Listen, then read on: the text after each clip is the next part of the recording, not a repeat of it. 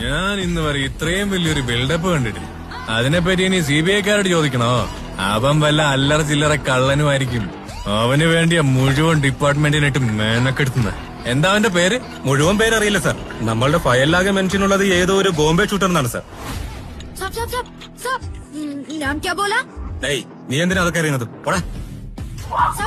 പറയൂ സാബ്. നിന്റെ നാട്ടുകാരനാടാ ചക്ക. അതിനെന്താ പറയാ? ബരിയെന്നാടോ.